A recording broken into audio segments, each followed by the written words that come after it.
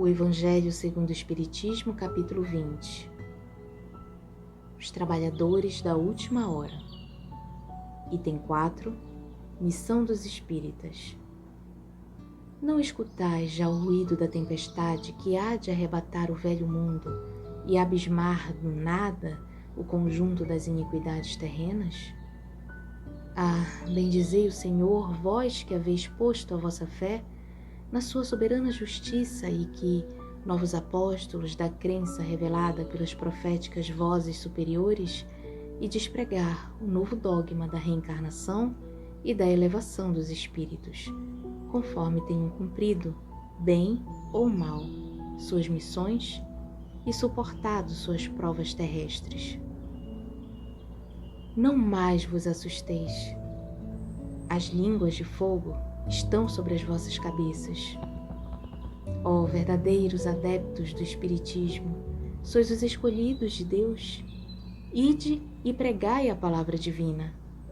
É chegada a hora em que deveis sacrificar a sua propagação, os vossos hábitos, os vossos trabalhos, as vossas ocupações fúteis. Ide e pregai. Convosco estão os espíritos elevados. Certamente falareis a criaturas que não quererão escutar a voz de Deus, porque essa voz as exorta incessantemente à abnegação. Pregareis o desinteresse aos avaros, a abstinência aos dissolutos, a mansidão aos tiranos domésticos, como aos déspotas. Palavras perdidas, eu sei, mas não importa.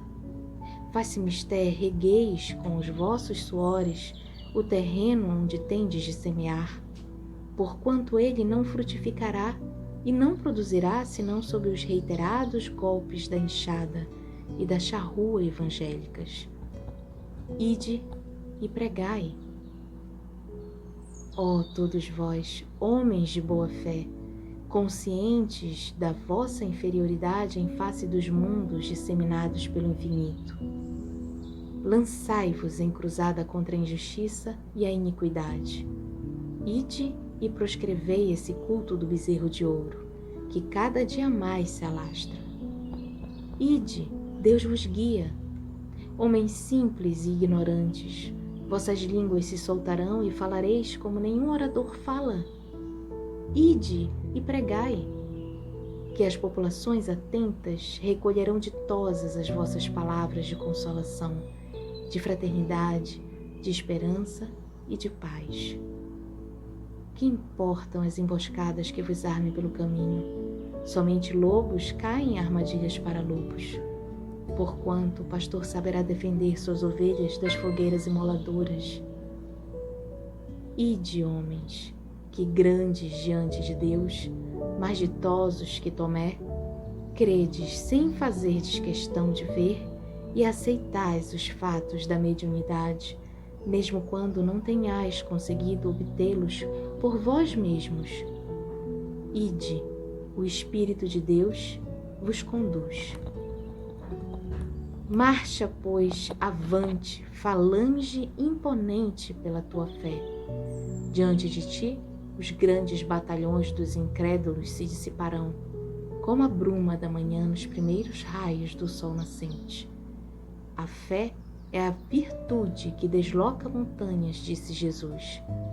Todavia, mais pesados do que as maiores montanhas, jazem depositados nos corações dos homens a impureza e todos os vícios que derivam da impureza.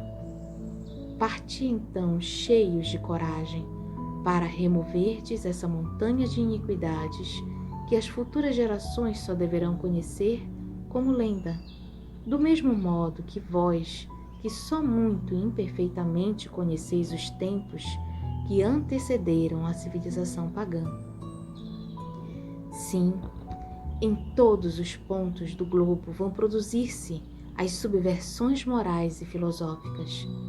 Aproxima-se a hora em que a luz divina se apargirá sobre os dois mundos. Ide, pois, e levai a palavra divina aos grandes que a desprezarão, aos eruditos que exigirão provas, aos pequenos e simples que a aceitarão. porque principalmente entre os mártires do trabalho, desta provação terrena, encontrareis fervor e fé.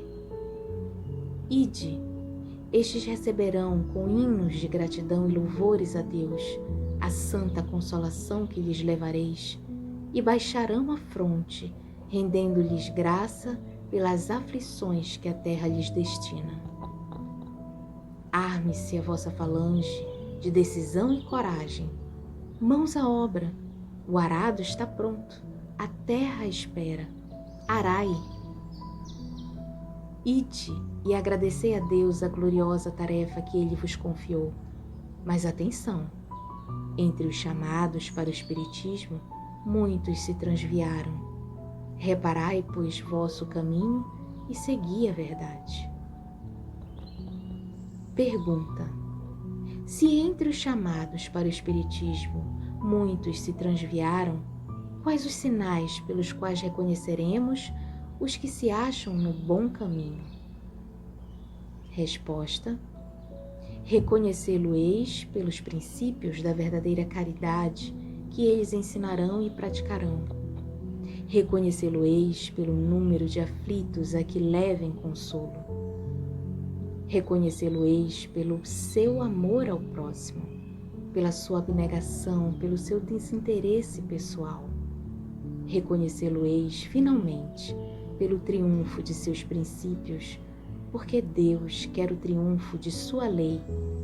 Os que seguem sua lei, esses são os escolhidos, e Ele lhes dará a vitória.